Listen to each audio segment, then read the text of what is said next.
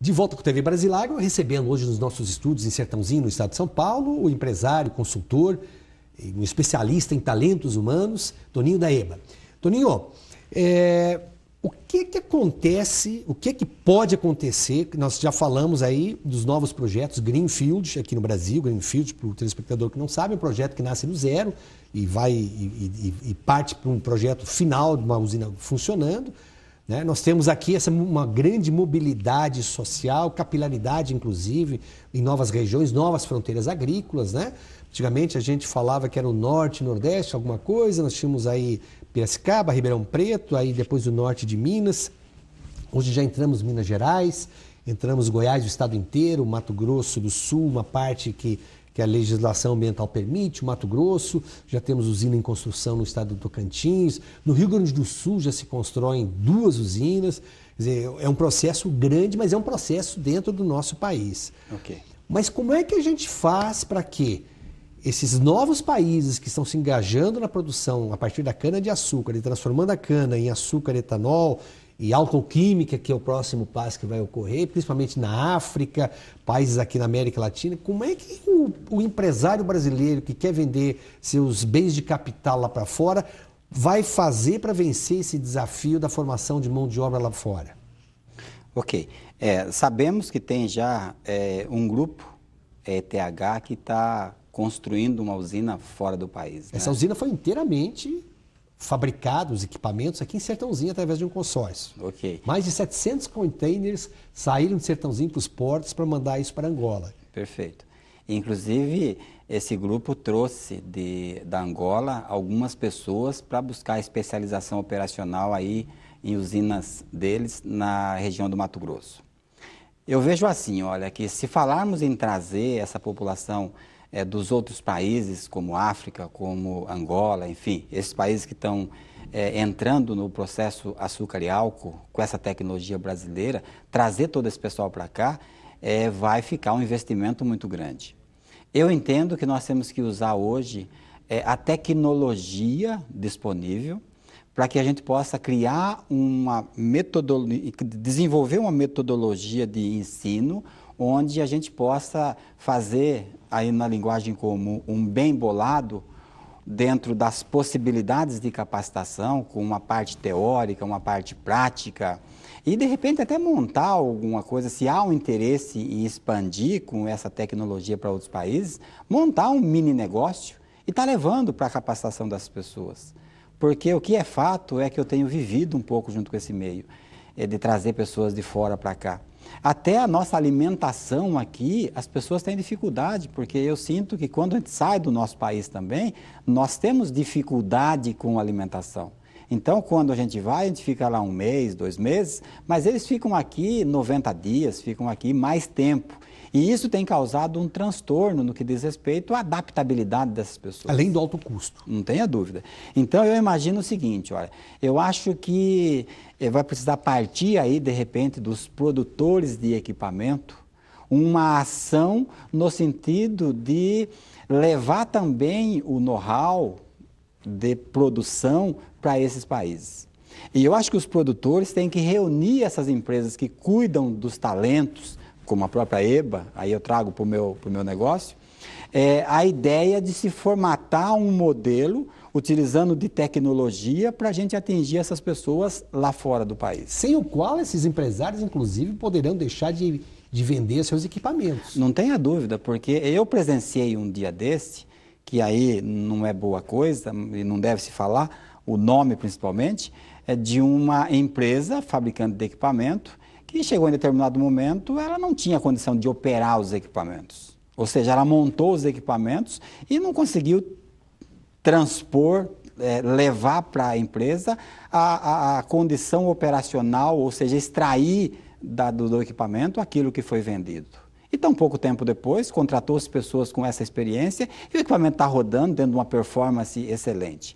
Que o fabricante não tinha condições de pôr para andar. Por quê? Porque o próprio fabricante também está vivendo esse meio de rotatividade de pessoas. Então, as pessoas hoje nessa condição de empresas que fortalecem um pouco aqui, enfraquecem um pouco lá, eles mudam de empresa. E, de repente, talentos, conhecimentos de muitos anos são levados para as outras empresas. E você não pode se dar o luxo de ter 30 sabendo as mesmas coisas.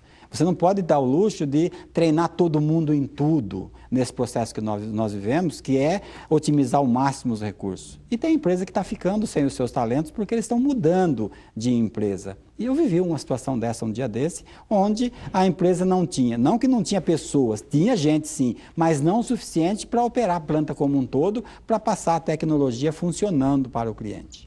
Ok? E isso causa aí um problema muito grande com a própria imagem de venda do equipamento, né? Porque, queira assim ou não, ele é rotulado depois como um sujeito que entrega o equipamento, porém não consegue fazer funcionar o equipamento. Ok? Então acho que é. Qual é, na sua opinião, a imagem de uma usina? Você tem quase aí 30 e poucos anos, né? 38 anos de experiência em usina.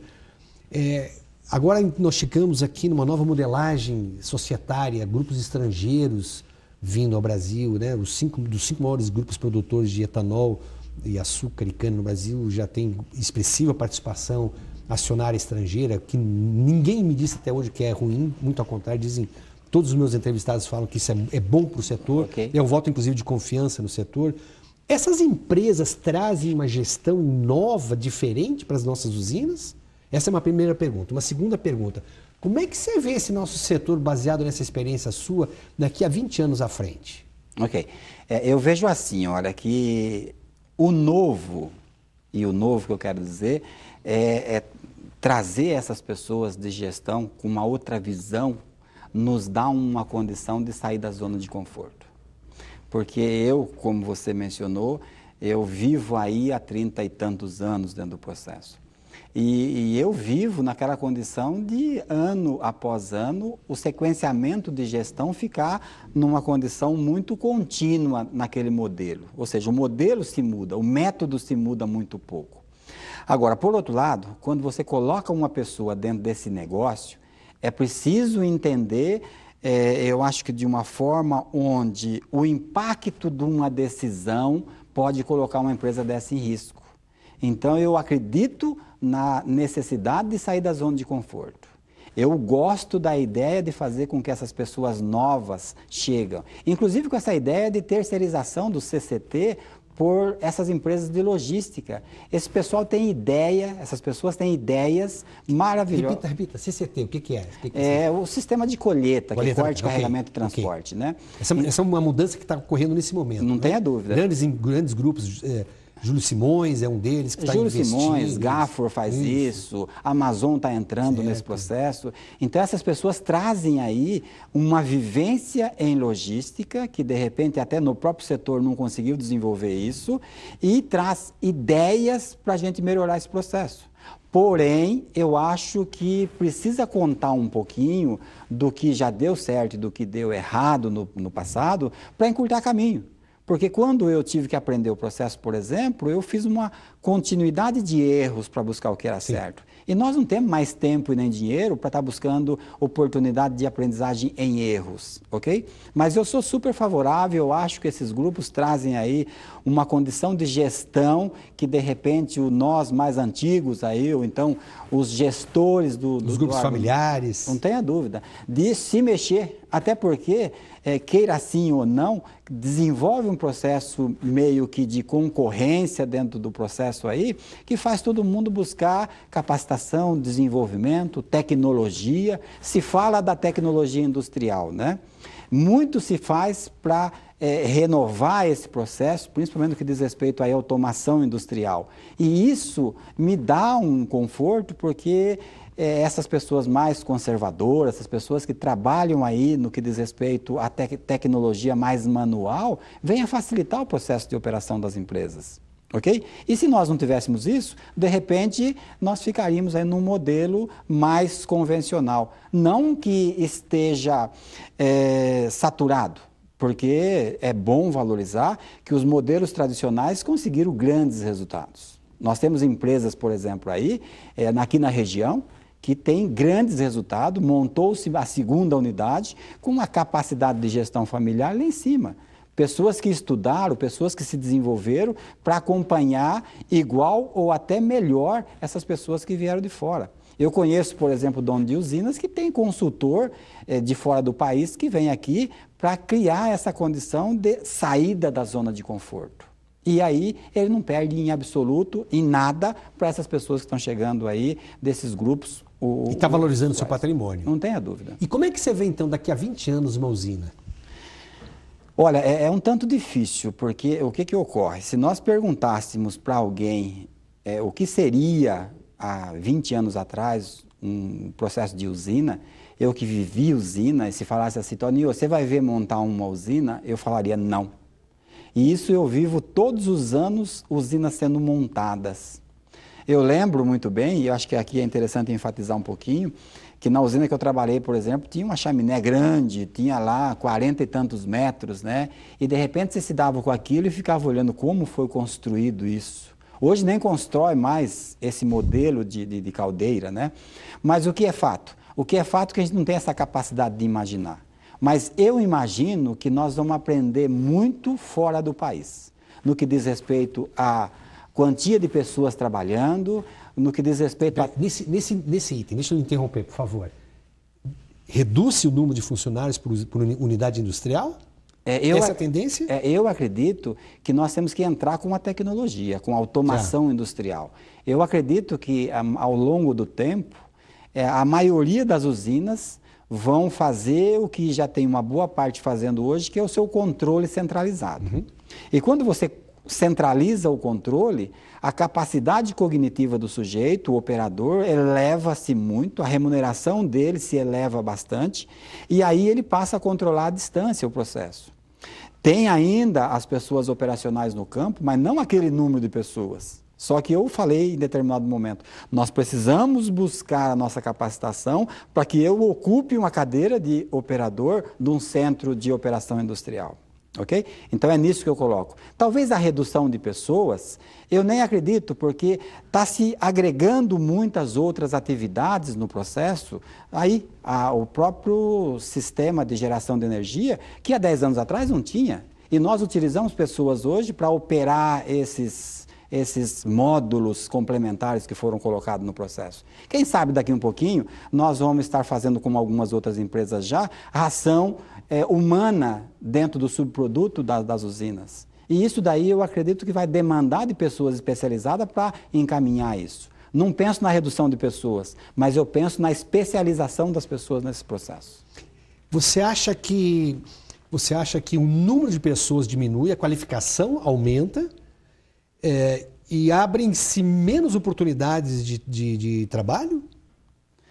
Eu enfatizei. Eu não acredito na redução propriamente dita de pessoas. Eu acredito na ampliação do conhecimento. Perfeito. Ok? Agora, o que eu digo? Eu digo que, visto ao que o mercado tem colocado, é que está se agregando alguns valores dentro de uma planta industrial. Veja, nós falamos no começo a ideia da alcoquímica. Ainda é muito paradigma para nós, para entendermos o que significa isso. Mas quanto de mão de obra? Quantas pessoas nós vamos usar para esse processo? Quantas usinas vão entrar nesse processo para acoplar uma alcoquímica, de repente, dentro de uma planta industrial? Eu vou lhe formular a última pergunta, ele dou 30 segundos para você nos responder, de uma maneira bem concisa. As nossas escolas, as nossas faculdades, a nossa academia está preocupada com esse desafio? Eu acredito que sim, em partes. Porque eu vejo assim, olha, que o aspecto teórico, você se forma rapidamente e você não tem grandes dificuldades de lecionar a teoria. Mas o processo prático, eu acho que nós estamos muito aquém de intervir e, de fato, formatar um sujeito para ele utilizar da tecnologia que nós temos. Antônio Donizete Oliveira, Toninho da EBA, muito obrigado pela sua participação. Gostaria de convidá-lo desde já para que você volte em outros programas, em outras oportunidades, para a gente falar desse tema tão importante que é a questão do gerenciamento, da formação do talento humano. Muito obrigado pela sua participação. Ok, Ronaldo. Eu que agradeço a oportunidade.